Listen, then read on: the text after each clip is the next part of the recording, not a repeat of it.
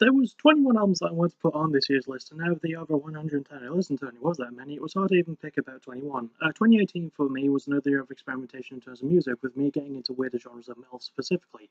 But don't worry, this list is a mixed bag of genres and bands I like, as well as some new discoveries, and so on and so forth.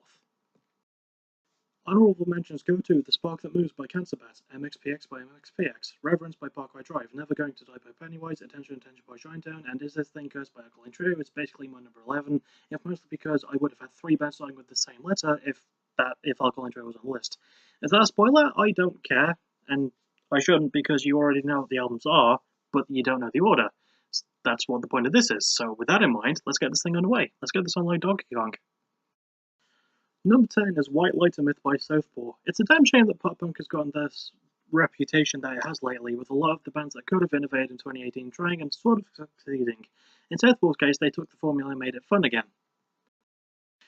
However, there's a word of caution that I'm going to exercise about this band.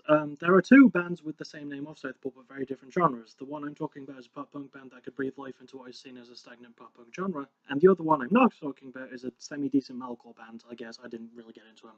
But yeah, this album is just really good. A fun blast all the way through. It's packed with emotion, solid riffs, catchy tunes, and it's just got a good feeling and vibe to it, and it's easy to get lost in. Also, really nice cover art. I really like the cover art. It just looks pretty. So yeah, pretty good stuff. Number 9 is Too Far Gone by Cairnhill. Now, Cairnhill narrowly slipped my radar in 2016 with their debut on Smile, and while I listened to that near the start of 2018, I'm sort of glad I missed it because holy crap, they've come so far since then.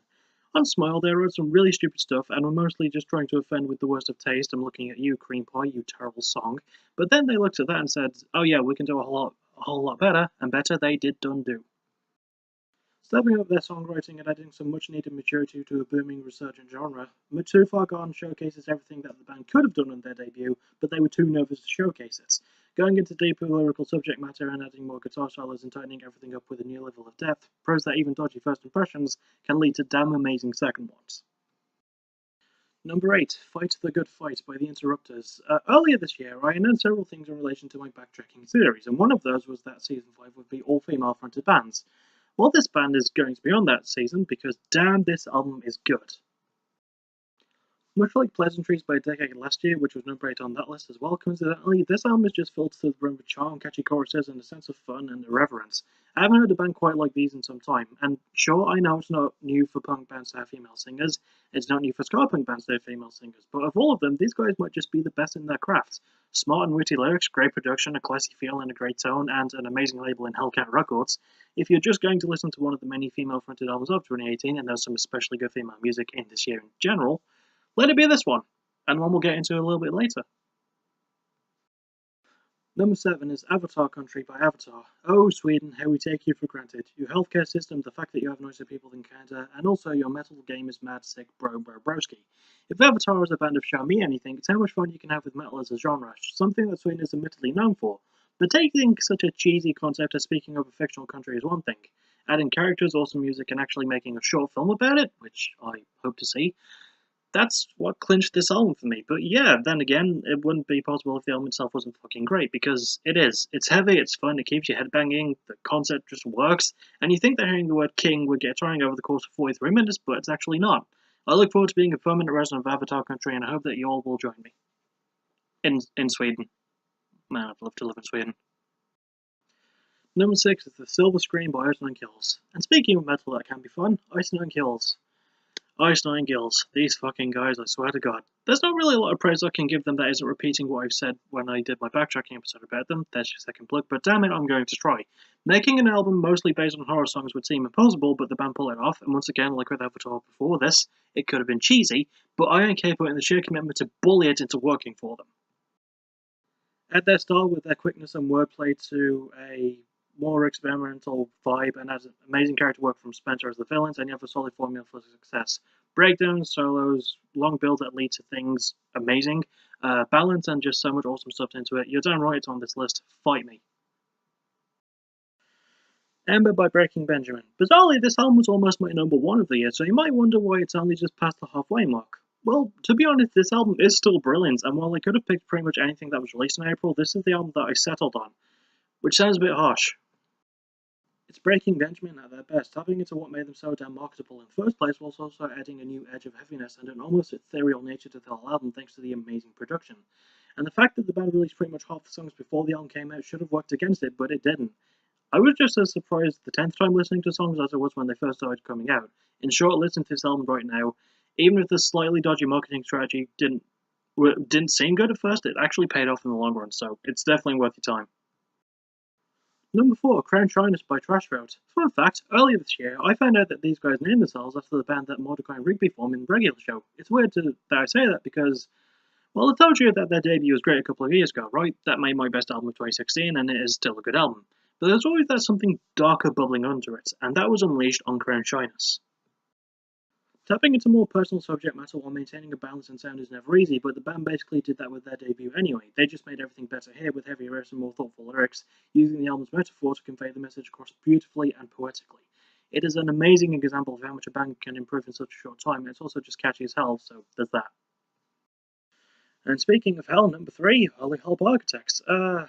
Yeah, so it's no shock that Architects are one of the best bands in Britain, and between Britain's big 3 metal acts, I still prefer While She Sleeps, but come on.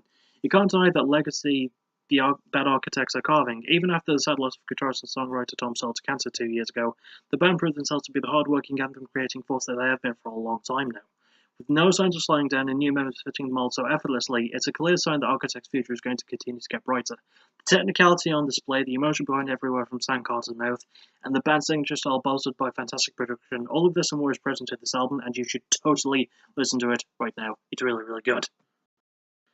Number 2, Time Will Die and Love Will Bury It by Rallo Tomasi. What, having one album where the band is fronted by a female isn't enough? How about 2, as I alluded to a bit earlier. So, yeah, in the longest album title of the year, we also find one of the best albums in Time Will Die and Love Will Bury It. But to save time, I'll call it Time Will Die or To What Dial Will Be.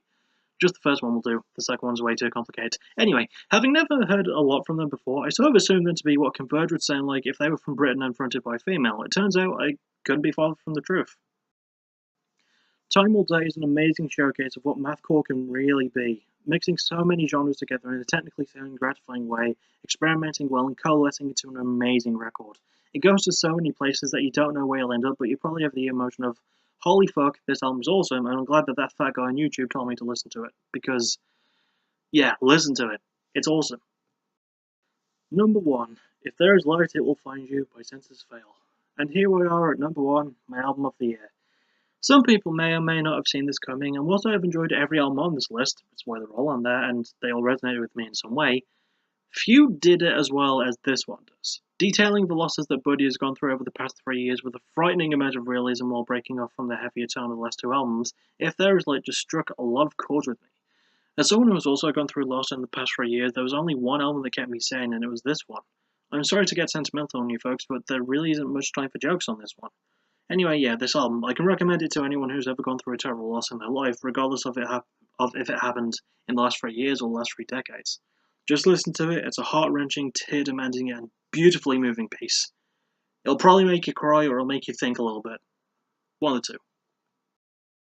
So, that's it for another year of amazing music. As always, this is just my opinion, and even though I can recommend pretty much everything here, as well as a few things that weren't even honorable mentions, you don't have to go out of your way to listen to any of it.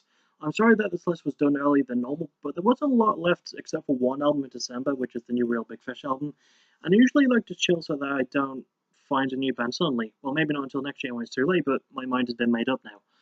I'll see you guys maybe in a couple of weeks for my favourite UFC fighter 2018, and as always, thank you for watching. You're awesome. Bye bye.